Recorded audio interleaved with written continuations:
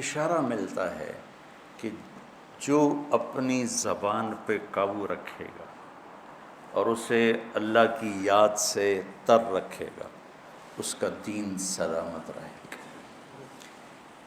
ایک ذکر ہے زبان کا جو سبحان اللہ و بحمدہ سبحان اللہ العظیم، یہ آدمی 24 گھنٹے نہیں کر سکتا، لیکن اس ذکر سے ایک اور ذکر جنم لیتا ہے۔ جو مطلوب ذکر ہے وہ ہے اللہ کی یاد۔ ذاکرہ کا مطلب یاد کرنا ہوتا ہے، اور یاد کا تعلق زبان سے نہیں دل سے ہے۔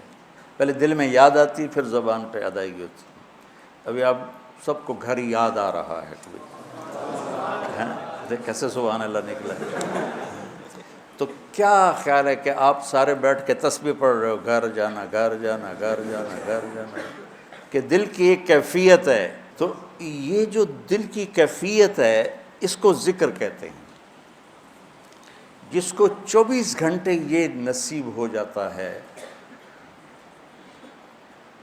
وہ 24 گھنٹے ذکر والا ہے، اور یہی ذکر اصل ہے۔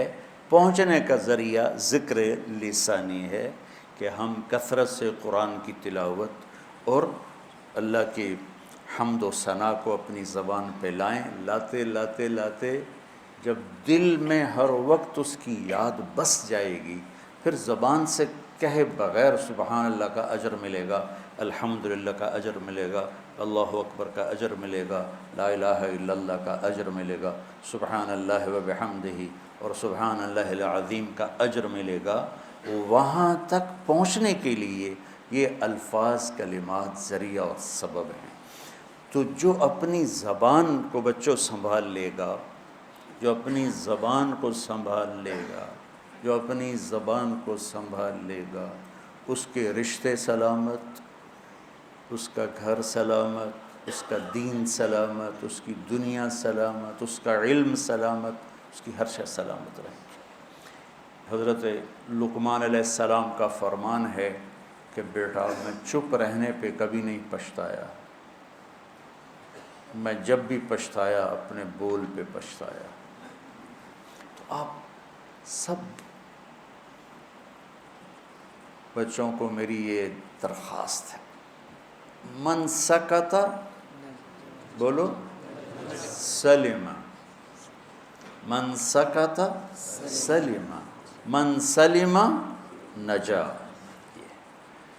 جو خاموش رہا سلامتی میں رہا، جو سلامتی میں رہا وہ کامیاب ہو گیا۔ آپ نے حضرت ابو ذر غفاری سے فرمایا، ابو ذر الا انبئک بعملین خفیف مؤونتہما عظیم اجرہما والذی نفسی بیدہ لم یأت الثقلان بمثلہما۔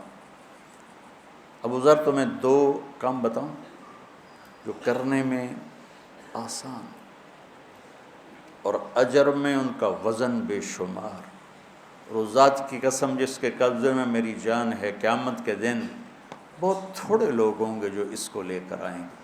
کہ یا رسول اللہ کیا؟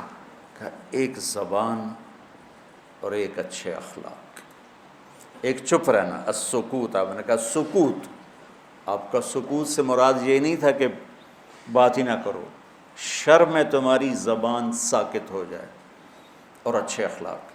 ابو ذر رضی اللہ عنہ نے اس حدیث کو ایسے پکڑا کہ اس کے ظاہر کو ایسا پکڑا کہ ایک مہینہ گزر جاتا تھا کسی سے بات نہیں کرتا تھا، ایک مہینہ، اتنی احتیاط فرمائی۔ اور پھر اللہ کے نبی نے کہا کہ میرے صحابہ میں 4 آدمی ایسے ہیں جن سے اللہ پیار کرتا ہے، وعلی منہم وعلی منہم وعلی منہم۔ آپ نے 3 دفعہ فرمایا، اور علی ان میں سے ہے، اور علی ان میں سے ہے، اور علی ان میں سے ہے۔ تو کون ہے یا رسول اللہ؟ آپ نے کہا علی، سلمان، ابو ذر اور مقداد۔ تو ابو ذر ایسے اوپر گئے کہ اللہ تو سارے ہی صحابہ سے محبت کرتا ہے، وَكُلًّا وَعَدَ اللَّهُ الْحُسْنَى، سب کے لیے جنت کا وعدہ ہے، لیکن یہ 4 کا خاص طور پہ نام لے کر فرمایا، پر حضرت علی کا نام 3 دفعہ دہرایا اہمیت بیان کرنے کے لیے۔